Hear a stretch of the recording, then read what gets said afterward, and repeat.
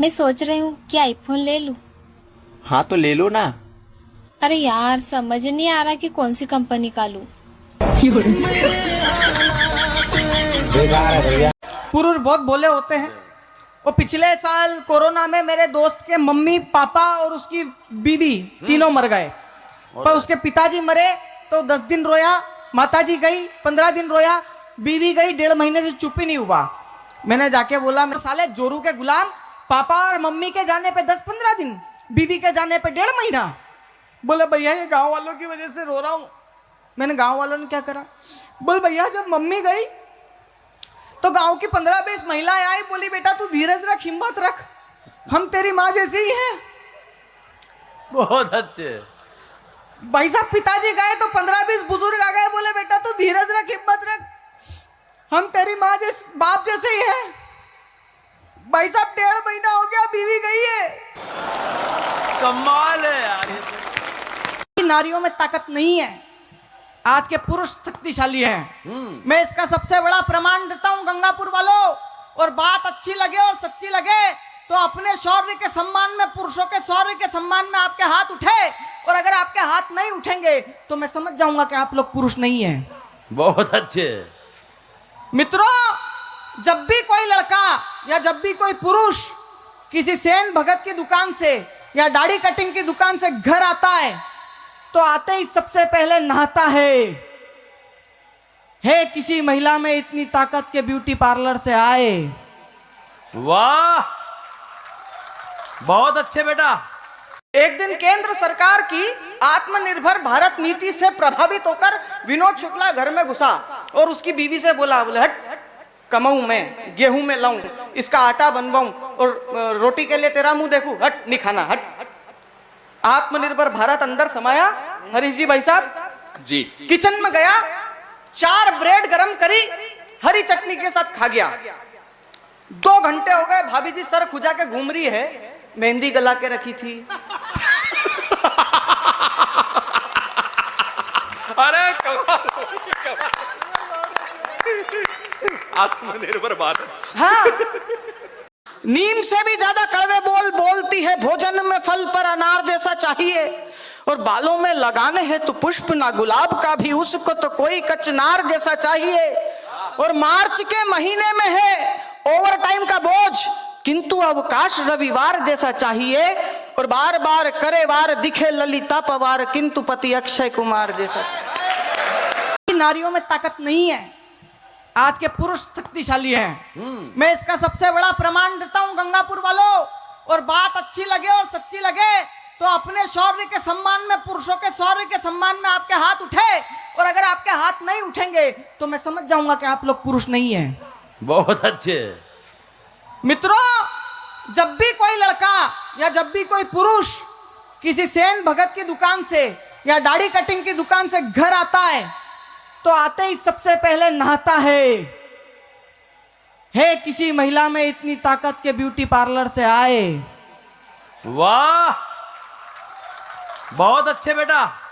कि एक भ्रष्ट नेता को एक सांप ने डसा, एक भ्रष्ट नेता को एक सांप ने डसा, नेताजी मजे में, सांप चल बसा।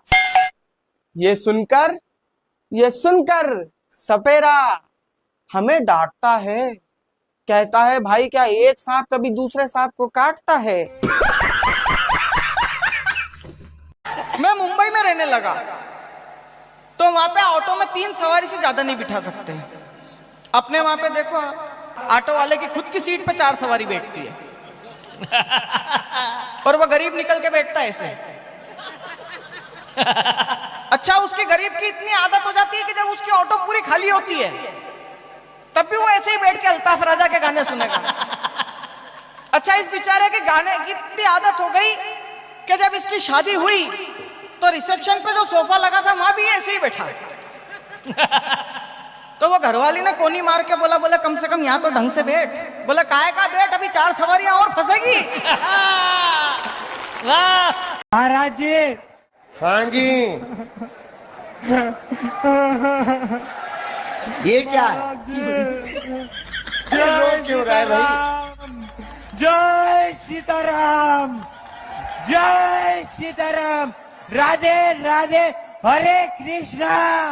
महाराज जी खुश रहो। आशीर्वाद।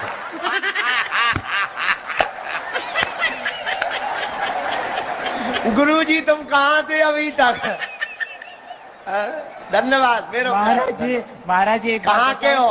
महाराज जी मैं देखो, मैं बताता हूँ, मैं बोलता हूँ राधे राधे हरे कृष्णा, और उसके सामने मैं अपने बताता हूँ कि मुझे गोरा कर दो।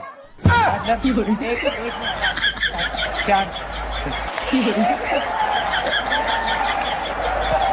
एक लड़के को आदत थी, फिल्मी डायलॉग बोलता था। फिल्मी डायलॉग बोलता था, अपनी बीवी से ही पूछ लिया कितने आदमी थे। अच्छा है। वो बीवी शरीफ थी, वो तुरंत बोली 3 थे। दूसरे दिन तलाक। अच्छा, दूसरा लड़के को आदत थी, वो हर बात में डायलॉग मारता था, तो तेरे को मालूम मेरा बाप कौन है? एक दिन नशे पत्ते में इसकी माँ से ही बोल दिया, बोले माँ आप जानते हो मेरा बाप कौन है? इसकी माँ बोली, बोले बेटा केवल मैं ही जानती हूँ तेरा बाप कौन है। अच्छा है। अभी तक तो तेरा बाप भी ढंग से नहीं जानता कि तेरा बाप कौन है। कमाल है यार। कथा में बैठने में शरीर दर्द होता है, अभी ठुमका लगवा लो, डीजे लगवाओ, लगाओ। पूरी रात नाचेंगे फिर भी पैर दर्द नहीं करेगा। हमने कुछ माताओं को देखा, तुम लोगों की बात नहीं करते, बड़हलगंज की माताएं नहीं, वेस्ट इंडीज की माताएं। हमने कुछ माताओं को देखा, वो अपने पतियों से कहते हमारी तो तबीयत ठीक नहीं, सिर दर्द हो रहा, कमर दर्द हो रही, हमारे घुटना दर्द हो रहा, हमसे चला नहीं जा रहा। अभी कह दो शॉपिंग मॉल जाना है,